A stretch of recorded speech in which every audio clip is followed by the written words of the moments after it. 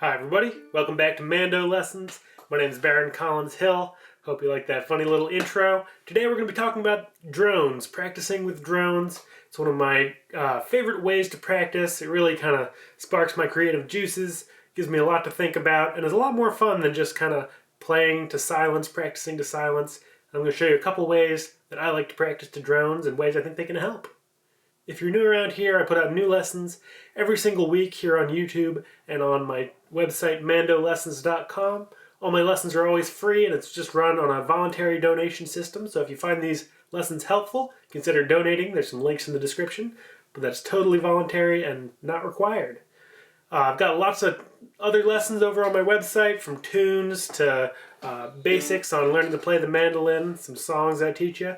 It's all free. Check it out. I hope you find something you like. So I've been doing this for a little while now, practicing with drones in a variety of ways. I've found a CD of drones. I sometimes just will kind of create drones myself and record myself kind of either playing some tremolo on a note and then looping that. There's a couple ways you can do it. I've got a pump organ over in the corner that sometimes I kind of get going and play along with. And I just found this great resource online. It's called DroneToneTool.com. I'll put a link in the description. It's a great free resource that can just kind of set up and play any drone of any note that you want. You know, C, C sharp, D, E flat, E, F, F sharp, G, G sharp, A, you get the idea, B flat, B, finish it off, and back to C. It's a great way to work on playing in new keys. It's a great way to think about intervals. It's a great way to work on kind of the difference between majors and minors. So what I'm going to do here is I'll get a D drone going. That's going to be the same as my open D string, and I'll play around a little bit and just kind of improvise with this D note. Here we go.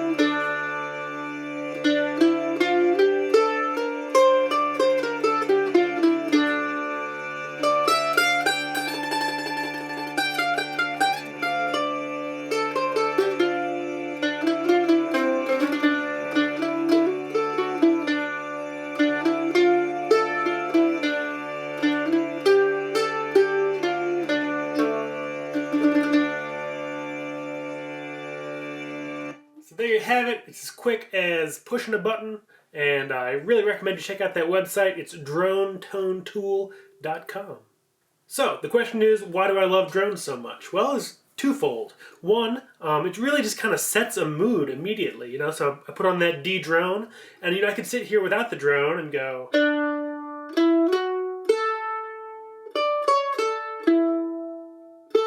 kind of noodle around on some notes that I think might go well with D.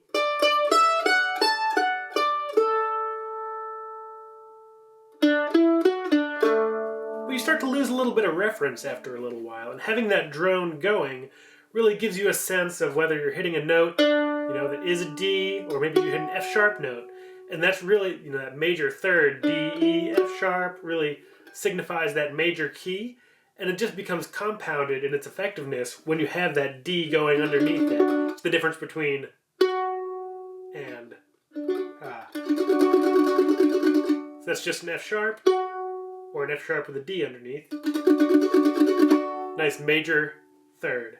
Same thing if you take that F sharp down to an F. On its own, it sounds like an F note, but with a D underneath, it becomes very minor and melancholy sounding. Minor third. Now you can't always have that D note being played on the mandolin, so that's when drones come in. In this case, I think it's a bunch of cello drones that they've layered on top of each other. It's a great resource just to kind of create that fundamental sound and give you something to work with. Now let's say we want to work on a key that we're less familiar with, maybe the key of B. I'm not super confident in the key of B myself, B major, but by having this drone on and playing B major scales slowly, I can really tell, when I'm hitting notes that sound good and when I don't as I get up the neck. So I'll put on a B major, just a B natural note, and then I'll play some major scales over it. So let's see, I'll find a B. No, that's minor. There we go.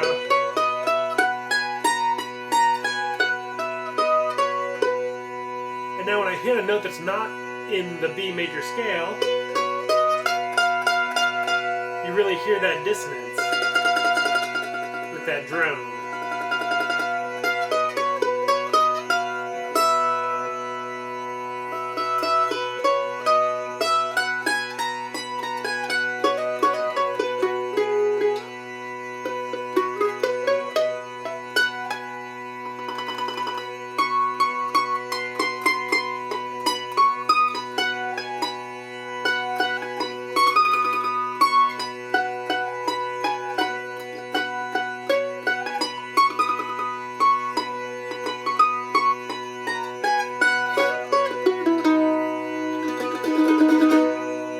Etc.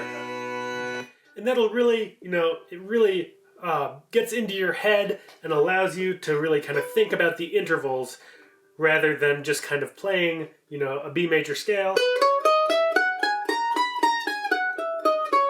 That's all kind of referential on the note that you just played. So in order to, to go through that scale, you're sort of requiring your brain to remember that it all starts and ends on that B.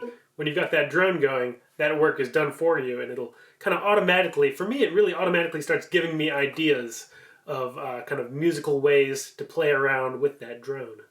So, that's kind of all I wanted to point out today. I recommend checking out this website. It's a great free resource. It looks like they do accept donations, and I'll be donating because it's a really great resource that I just discovered. It looks like they've got apps for iOS and Android.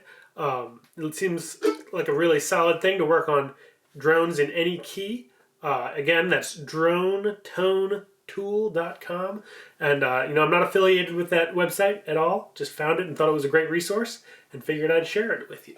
Thanks so much for watching. Again, I'll put the link to the website in the description. Go over there, check it out, and play around with it. It can be a real fun way to, even if you're just playing tunes over it or trying some chords over that drone, it's a great way to spark your creativity, and hope you find some fun over there. Thanks for watching. See you in the next one. Bye-bye.